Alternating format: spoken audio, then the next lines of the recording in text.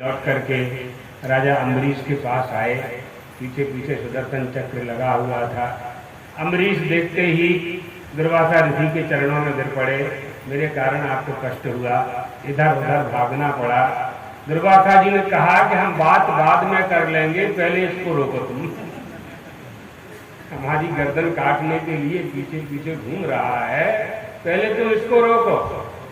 तो अम्बरीश ने सुदर्शन चक्र की प्रार्थना की, उनकी पूजा की, उनको शांत किया। अम्बरीश राजा ने कहा, हमें क्रोध नहीं आया, आपको क्रोध कैसे आ गया? दुर्वासा जी ने कहा, हमने अपराध किया है। अम्बरीश चरणों में गिर गए। नाना प्रभु, ऐसे शब्द मत बोलिए, अपराधी तो हम हैं। हमने आपके आने के पहले जलपान कर लिया, लेकिन हम शास्त्र व्यवस्था में बंधे हुए थे। द्वादशी जा रही थी, त्रयोदशी आ रही थी, एकादशी का व्रत पूरा करना था। बहुत दिन तक व्रत रहने के बाद उसका उद्यापन किया था आज हमने, और आप कृपा करके पधारे। अभी भी मैंने भोजन नहीं किया है प्रभु, मैं एक पैर से ही खड़ा हुआ हूँ आंगन में। आप चलिए पहले भोजन केले के पत्थर पर आसन लगा करके सोने की थाली में दुर्वासा ऋषि को षड्रस व्यंजन का भोग लगाया और उनको भोजन किया। फिर उनका चरणोदक लिया। उसके बाद पति पत्नी दोनों ने पारणा किया। पारण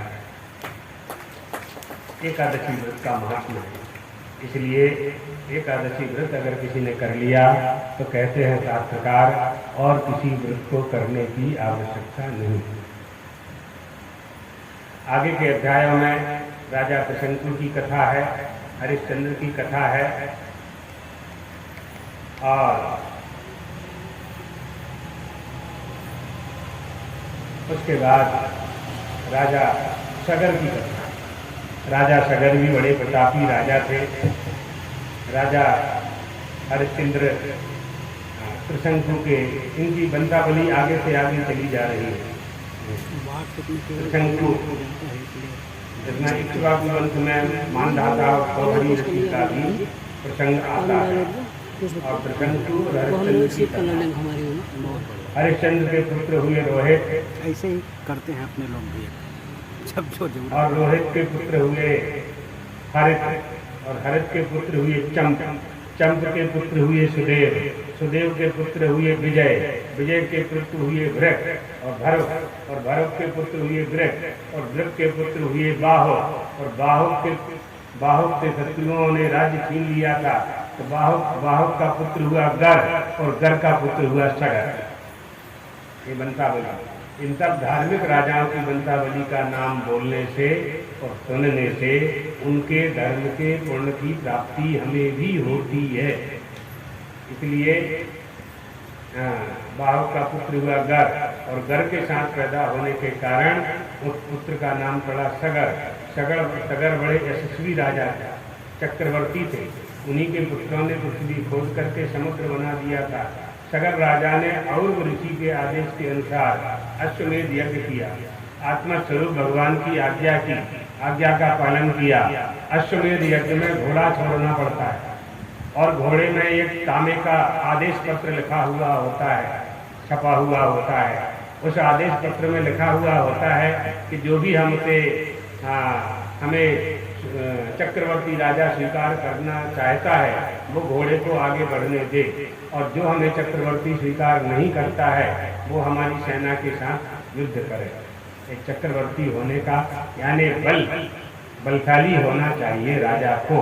इसकी सिद्धि के लिए ये व्यवस्था थी उस समय। ऐसे ही राजा नहीं बन जाता, राज चलाने की ताकत होना चाहिए, धर्म का भी बल होना चाहिए, धन का भी बल होना चाहिए, और बाहुबल भी होना चाहिए। तीनों बल जब होते हैं तब निर्बल प्रजा का शासन राजा कर पाता है।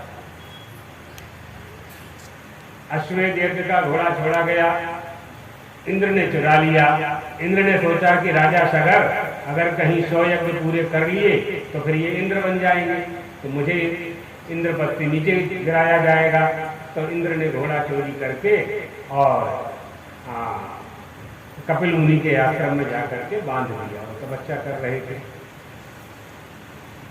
उस समय महारानी सुमति के गर्भ से उत्पन्न सगर के पुत्रों ने अपने पिता के अनुसार यज्ञ के घोड़े को खोजते हुए सारी पृथ्वी खोद डाली, सारी पृथ्वी खोज ली, लेकिन कहीं घोड़ा नहीं मिला तो पृथ्वी को खोदना शुरू किया कि कहीं पाताल में तो कोई नहीं लेगा। पाताल जाने के लिए तभी से पृथ्वी उबड़ खाबड़ हो गई।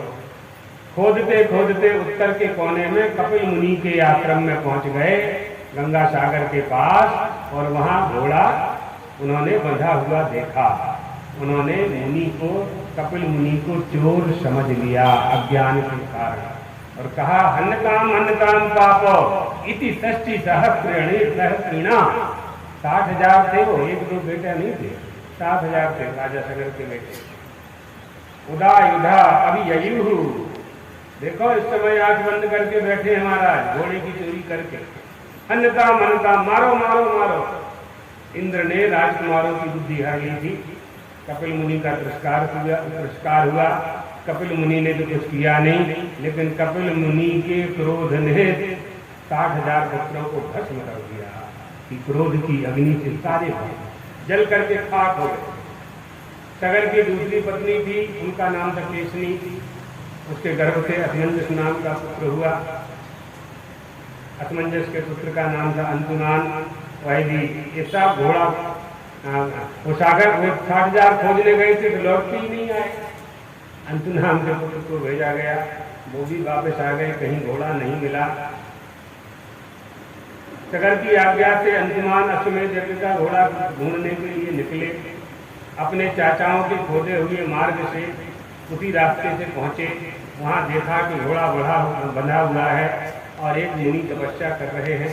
अंतुमान ने मुनि के चरणों में प्रणाम किया, उनकी स्तुति की।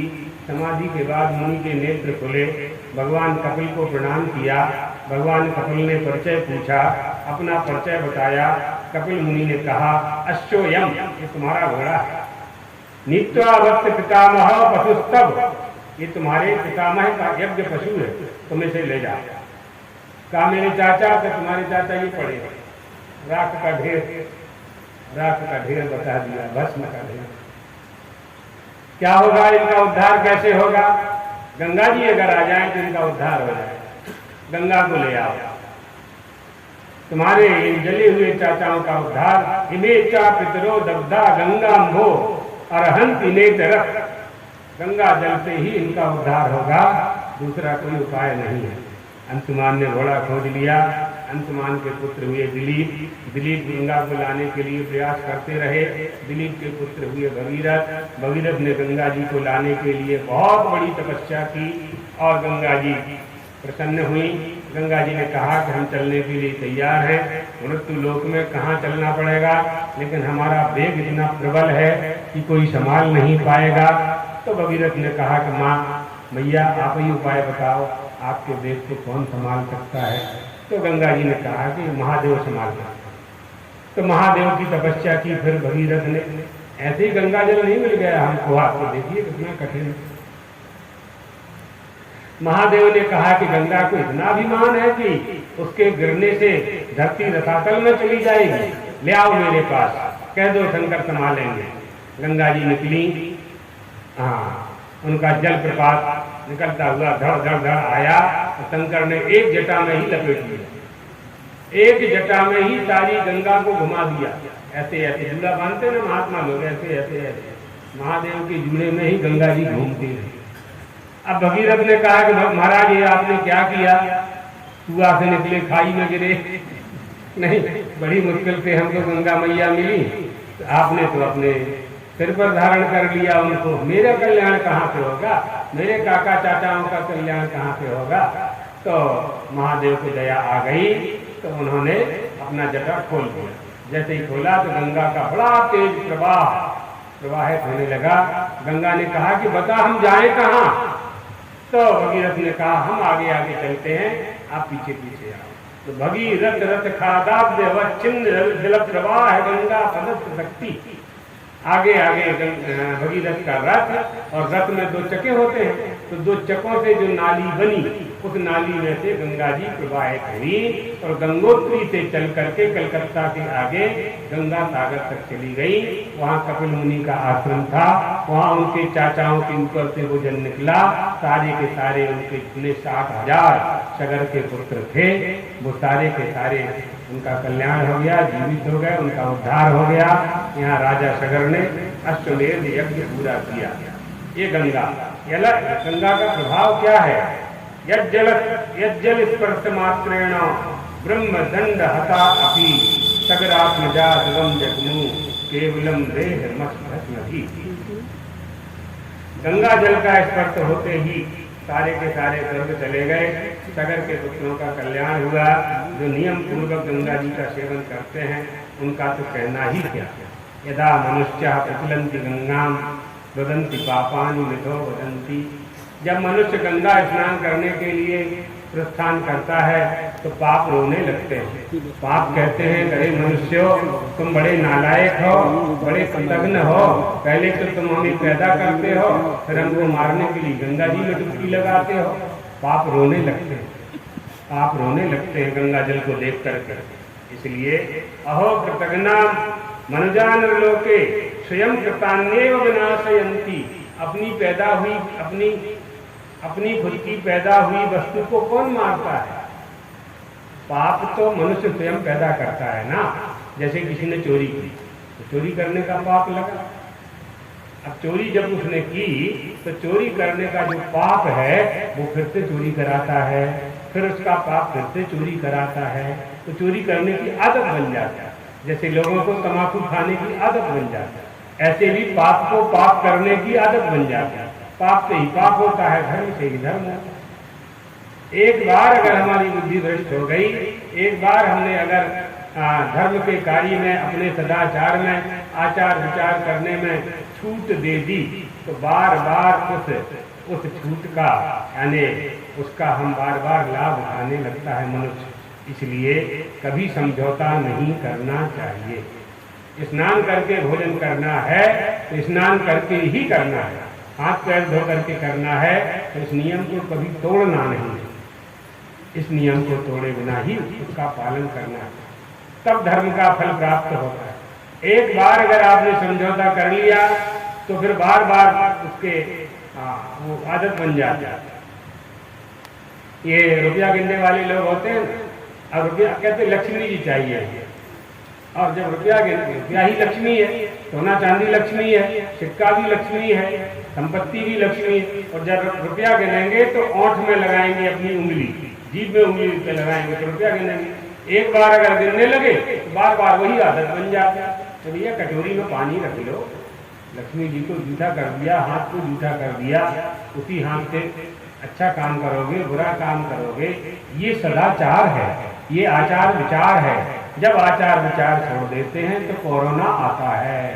यही तो कोरोना है। और कोरोना को भी पहाड़ थोड़ी है, कुछ लिपट गए थे तो कोरोना लग गया था। सदाचार छोड़ दिया, आचार विचार छोड़ दिया, छूत की बीमारी लग गई।